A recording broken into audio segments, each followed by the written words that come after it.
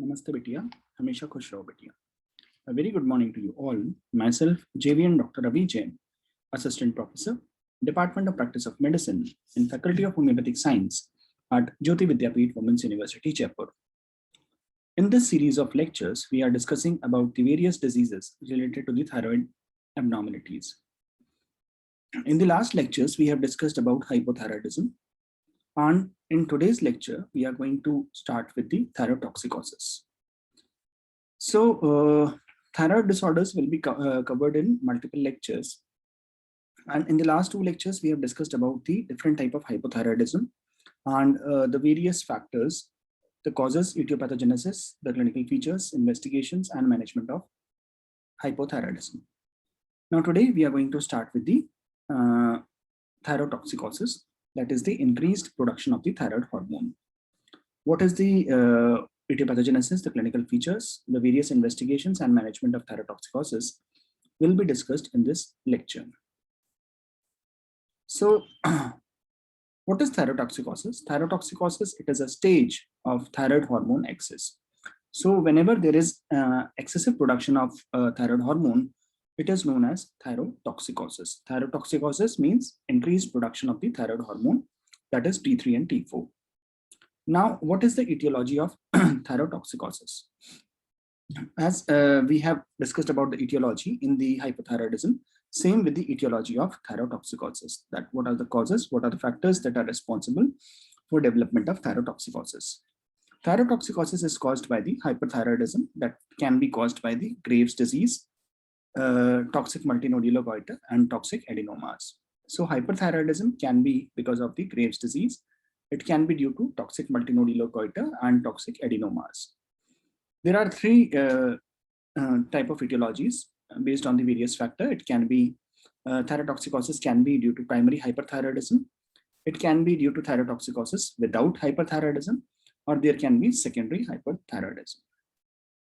In the similar fashion, we had primary hypothyroidism, secondary hypothyroidism, and transient hypothyroidism. So in the same way, we are having hyperthyroidism as primary hyperthyroidism, secondary hyperthyroidism, and thyrotoxicosis without hyperthyroidism.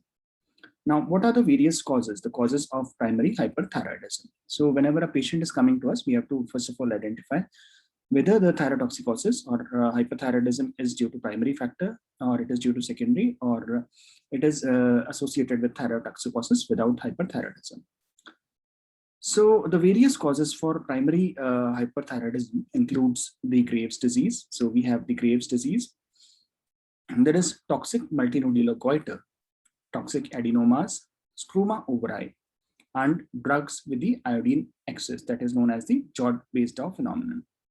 So the various diseases that are associated with primary hyperthyroidism, it is Graves' disease. As I have discussed you earlier, that the primary diseases are related to the gland itself. That is, in primary hyperthyroidism, the main mechanism is related to the thyroid gland itself.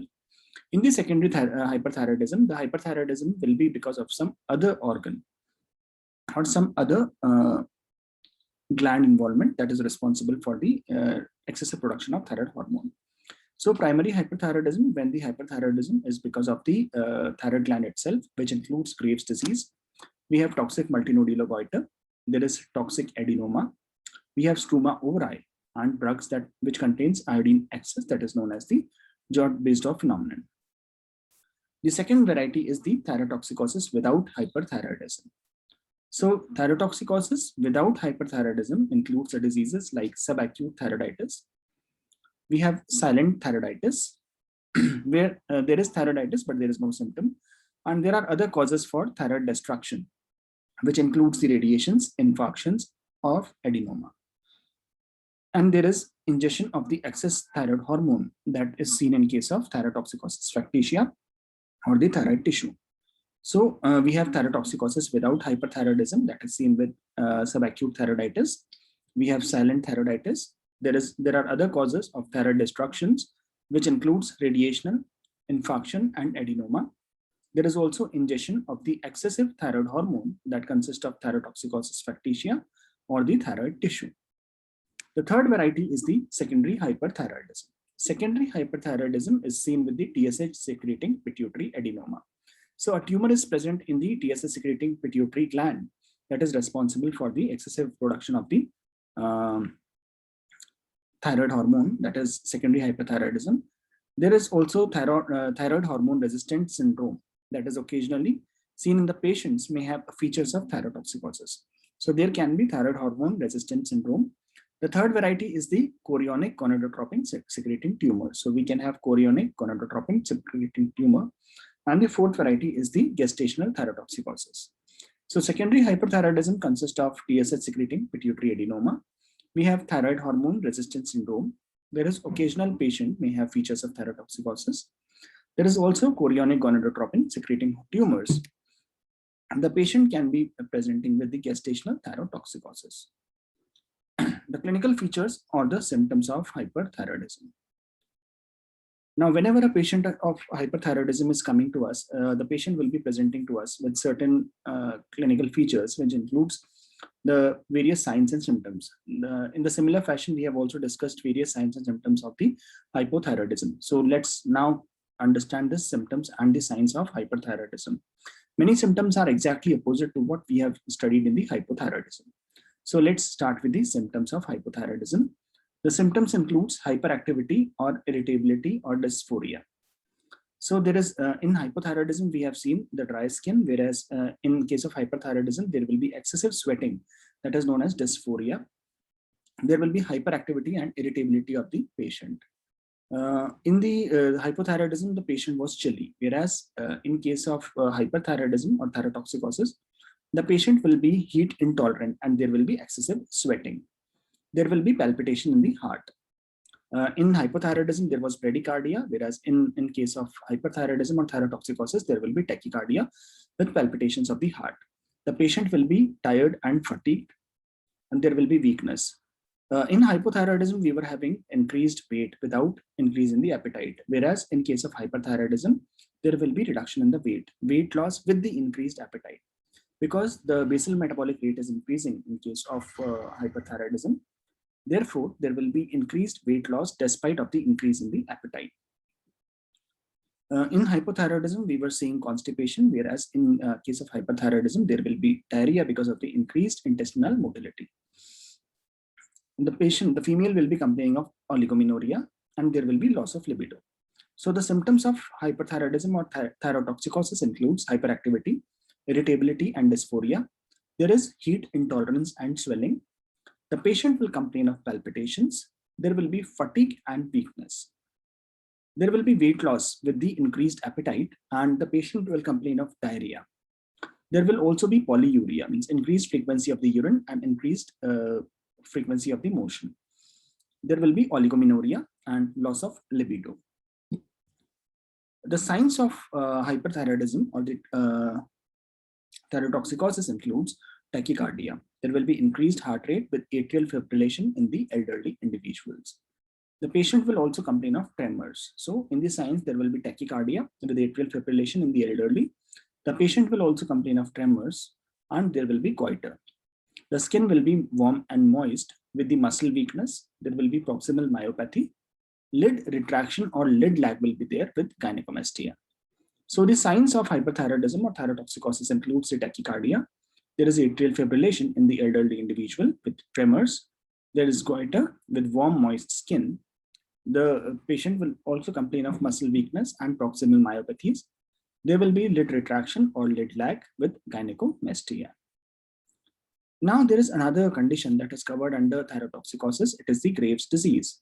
Graves' disease is asked many times in the examination. So this is a very important topic from the examination point of view.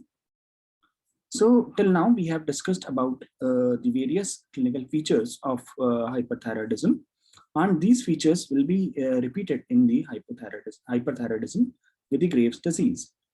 So let us try to understand what is Graves' disease. But Graves' disease is a slightly bit bigger topic. So I will try to cover Graves' disease in the next lecture. So let us revise today's lecture once again. Thyrotoxicosis, it is a state of thyroid hormone excess. The etiology of thyrotoxicosis, it is of three types: primary hyperthyroidism, we have thyrotoxicosis without hyperthyroidism, and secondary hyperthyroidism.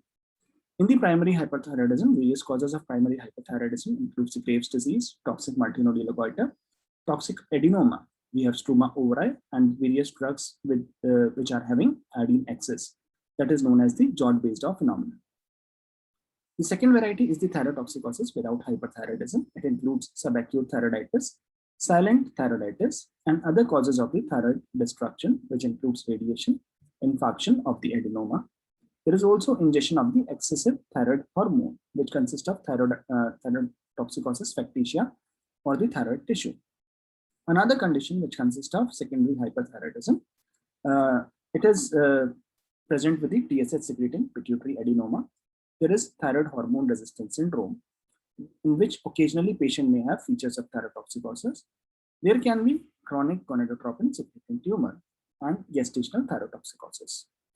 In the clinical feature of thyrotoxicosis or hyperthyroidism, the symptoms includes hyperactivity, irritability, and dysphoria. The patient will also complain of the heat intolerance and sweating. There will be palpitations with fatigue and weakness. The patient will also complain of the weight loss with increased appetite. There will be diarrhea, polyuria. There will be oligomenorrhea and loss of libido in the patient. So these will be the symptoms. Now we come to the signs of the hyperthyroidism or thyrotoxicosis. In these signs, the patient will have tachycardia with atrial fibrillation in the elderly. There will be tremors. The patient will complain of goiter. There will be warm, moist skin with muscle weakness and proximal myopathies. The patient will also complain of the lid retraction or the lid lag and gynecomastia. So these are the clinical features, the sign and symptoms of hyperthyroidism. In the next lecture, we will be discussing, or we will be starting with the Graves' disease, because Graves' disease is asked many times in the examination. We will also be talking about the Graves' ophthalmopathy and the various lab investigation that could be done in case of thyrotoxicosis and its management. So this was all for today. And in the next lecture, we will be starting with the Graves' disease. That is a part of thyrotoxicosis only. So this was all for today. Thank you very much. We will be meeting in the next lecture with thyrotoxicosis part 2, that is Graves' disease. So this session is powered by digital version 2.0, JAYOTI VIDYAPEETH Women's University. I hope you must have understood the session properly. If you have any query, please mention in the comment box and I'll try to resolve it. So this was all for today. Thank you very much. Have a good day.